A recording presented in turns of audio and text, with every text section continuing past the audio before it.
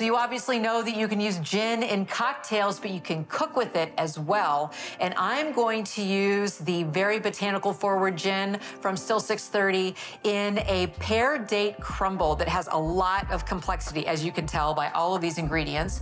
So I'm gonna get started with that crumble topping. I have about a cup of oats.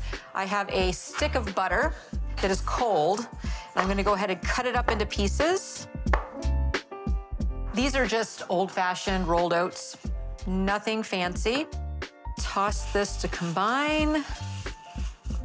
Now I'm gonna add in flour, just regular AP flour, a little bit of granulated sugar, brown sugar, tiny bit of salt, always need some salt to offset the sweet, and then spices. I have cinnamon, ginger, pepper, coriander, and nutmeg.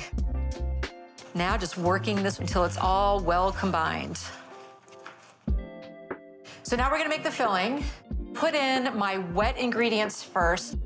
I have honey, a little bit of vanilla, just a teaspoon, more brown sugar. This is dessert after all. And then, of course, half a cup of the gin. I can smell the gin. It just has this beautiful botanical aroma, which is exactly why we're using this in the recipe. It adds just an unexpected hint of flavor and aroma to the filling. And it's really fun. I have dried blueberries, 2 apples. You want to use a tart apple. I have Granny Smith, my pears, and then I'm also gonna cut up some dates. I absolutely adore dates. They're rich and they're going to add just so much beautiful texture and flavor. So I have my filling ready to go, except I have to add in some cornstarch. As the crumble bakes, the cornstarch will help bind the liquid together, so it's gonna get nice and syrupy. Okay. I have an 8x8 casserole pan. Pour the ingredients in. And here is the crumble topping. Literally crumble it on top. I am going to put this in a 375-degree oven for about 45 minutes, and then we'll dig in.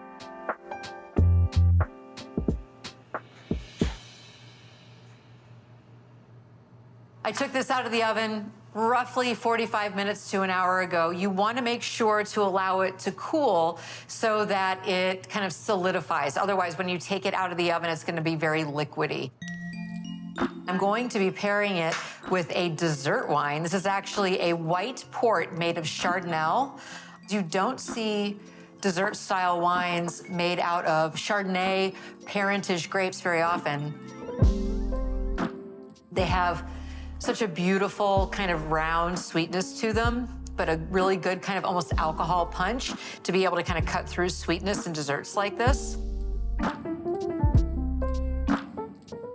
Yeah, that's delicious. If I was served this as a last course at a dinner party or even just a family weeknight meal, I think I'd be pretty happy. If you're looking for the recipe, all you have to do is head to the website. Thank you so much for joining me, and I'll see you next time.